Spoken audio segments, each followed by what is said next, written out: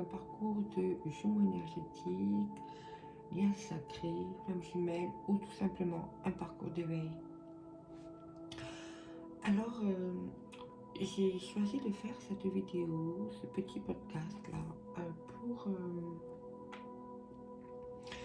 mettre un petit bémol ou faire un petit point, on va dire comme ça, sur tout ce qui est les guidances générales.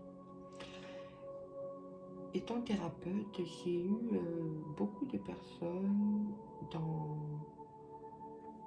ce parcours qui comment dire, suffisent entre guillemets des guidances générales et qui ont tendance à s'approprier pour eux-mêmes et leur propre parcours ces guidances-là. Alors ce qu'il est important et nécessaire de rappeler, c'est que ce ne sont que des énergies générales. C'est quoi des énergies générales? Des guidances d'énergie générale, c'est des guidances sur une situation, sur les énergies qui travaillent et qui sont à travailler sur le moment, la période. Et c'est pas personnel en fait, c'est universel. D'accord? C'est ce qui se passe actuellement pour plus ou moins tout le monde. Qu'on soit dans ce parcours, qu'on soit dans un cheminement d'éveil ou non, même en étant des personnes lambda, qui ne sont pas du tout là-dedans, qui sont très terre à terre, etc. Ben, ces énergies-là, ces guidances-là parlent à ces personnes-là. Pourquoi? Parce que c'est général, c'est pour tout le monde. Pourquoi je dis ça? Parce que je trouve important de prendre de la hauteur sur ces guidances-là. D'accord? C'est vraiment nécessaire de prendre de la hauteur et non pas de s'identifier ou de se les approprier. Pour cela, il existe ce que je propose et que d'autres personnes aussi proposent. Il existe des guidances personnalisées. Les guidances personnalisées sont là vraiment pour aller voir ce que la personne a à travailler, à dépasser, ses peurs, ses blocages, ses schémas répétitifs, etc.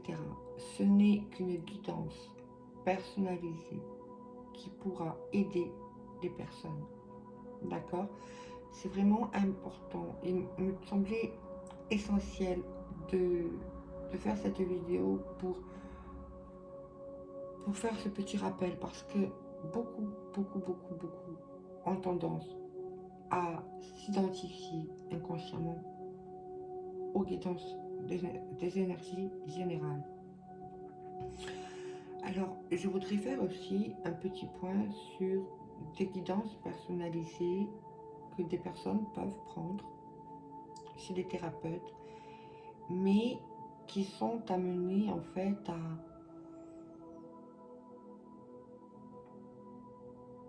à se satisfaire de cette guidance, mais sans faire derrière le travail qui doit être fait. Alors, ce n'est en aucun cas un jugement, d'accord? C'est juste un constat que j'ai pu faire et qui me semble, pour moi, essentiel de mettre en avant pour pouvoir aider les personnes à sortir de ce genre de fonctionnement-là. Ce qui est bien intéressant dans ce parcours, c'est de faire plus des coachings et des soutiens, des accompagnements, des suivis. Où là, et c'est moi ce que je propose lors de mes séances, un suivi, vraiment un suivi, un soutien au quotidien, en fonction de ce que vit la personne, où en est la personne dans son parcours d'éveil, dans son parcours de vie, etc. C'est vraiment encadré, c'est coaché avec des techniques, des manières de se soigner, d'évoluer, de lâcher prise, de prendre de la hauteur en fait sur les situations, car nous sommes humains. Et en tant qu'humain, parfois, on est submergé par les situations. On ne sait plus où on en est, on ne sait plus par où commencer, on ne sait plus dans quelle direction se diriger. On est perdu, on est confus, et on s'adresse des fois à des personnes qui ne sont pas éveillées à ça. Pareil dans les groupes de flammes jumelles, jumeaux énergétiques et les groupes d'éveil. Il est essentiel de comprendre que les personnes qui sont sur ces groupes sont aussi en cheminement, d'accord? Ils sont aussi avec des peurs, avec des limitations, avec un ego, avec des blessures, avec des fausses croyances, des croyances limitantes, etc. Lorsqu'on est dans ce parcours, on a vraiment la nécessité d'avoir une aide, une écoute, un soutien de personnes beaucoup plus, et là encore, ce n'est en aucun cas péjoratif, ni question d'ego, être mieux que l'un, mieux que l'autre, ça n'a rien à voir avec ça.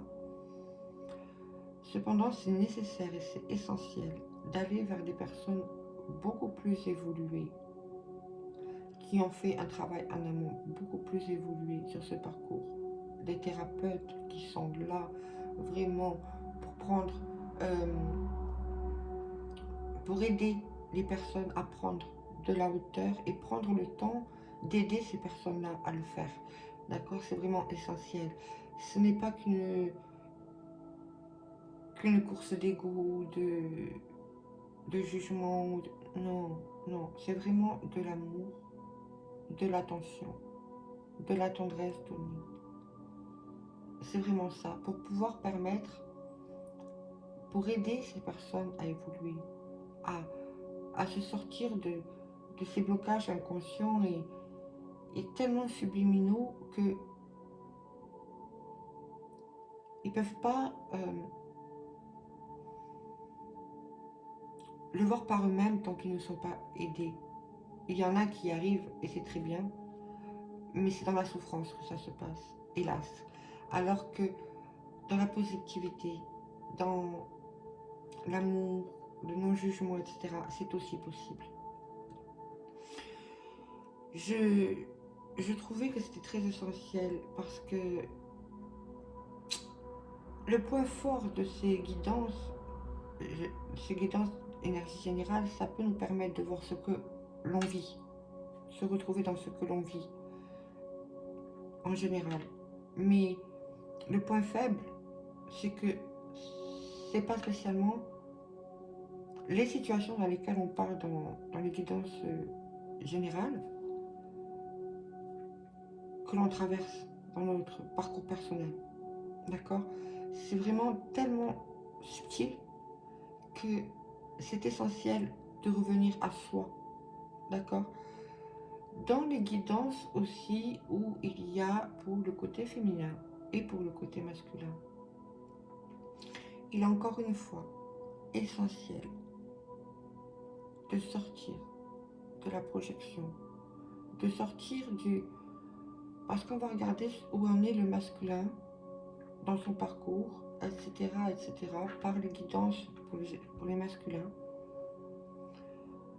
Par exemple, personnellement, lorsque je fais ces guidances-là, je les fais pour aider la féminine à voir où elle en est dans son côté runner personnel, dans son côté masculin, intérieur, dans sa vie, dans sa matière, avec ses énergies tierces.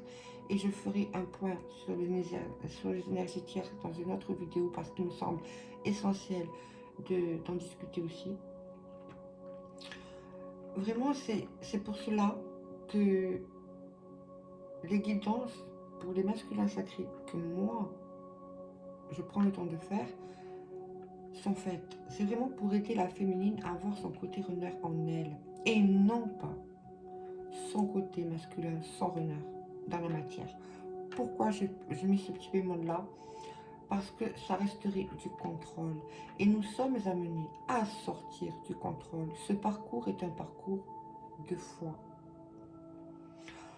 On doit travailler la foi en soi, la foi en le plan divin, la foi à son ordre, et non pas la foi par le contrôle. Il en est où? Comme un repère sur ce qu'on doit travailler. Non, c'est vraiment nécessaire de se recentrer et de travailler sur ce que l'on vit, soit sur nos anciens schémas, nos traumatismes, nos peurs, nos fausses croyances, nos limitations, nos doutes, pour pouvoir aller au-dessus de ça, en prendre conscience et sortir de l'illusion de tout cela. C'est vraiment essentiel.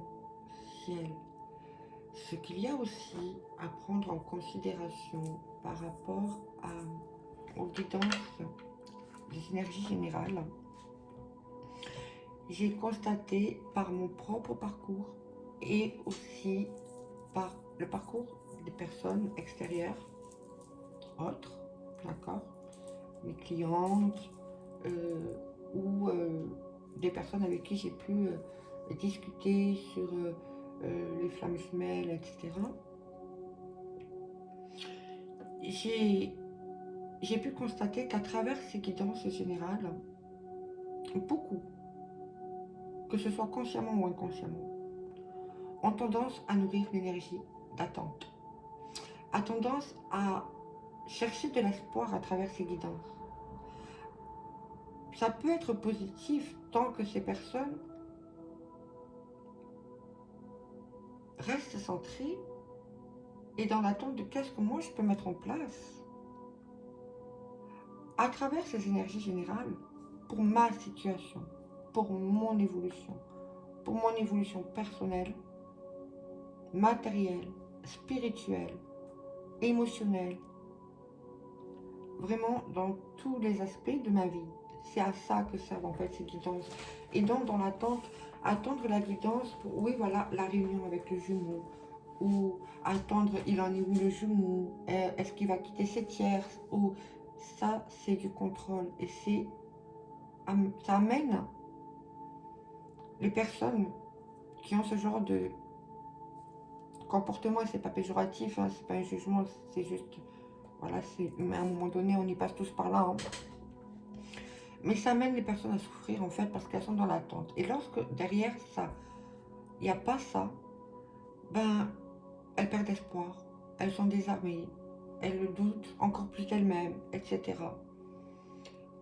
Vraiment, c'est nécessaire de sortir de cette souffrance. Si c'est pour souffrir à travers ce parcours, ça devient un parcours où c'est toxique. Ce parcours n'est pas là pour faire souffrir. Le jumeau n'est pas là pour faire souffrir son autre.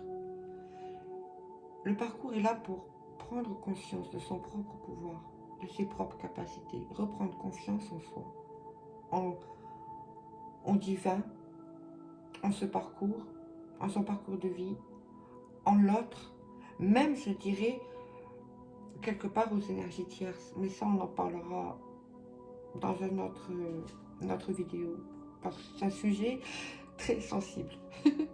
Alors, ensuite, je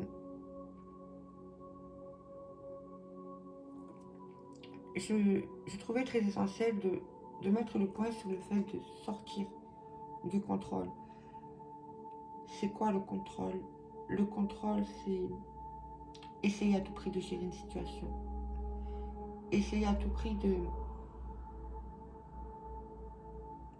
vouloir changer l'extérieur, de vouloir changer les personnes, l'état d'esprit des personnes, vouloir changer son autre quelque part par rapport à ces situations avec les tierces, etc. Vouloir changer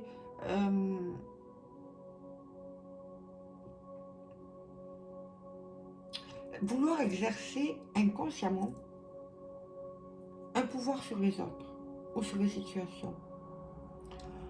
Or que c'est de soi-même, c'est en soi-même, c'est notre ego. notre intérieur que l'on peut changer et contrôler. Contrôler non pas dans de côté malsain et toxique, mais contrôler dans le sens, je l'entends. J'entends ce qui me fait ressentir les émotions, la tristesse, la colère, la peur, je l'entends. Mais est-ce qu'elle est réelle? Et qu'est-ce que je peux faire de cela, de ça pour le transformer en force constructive et positive?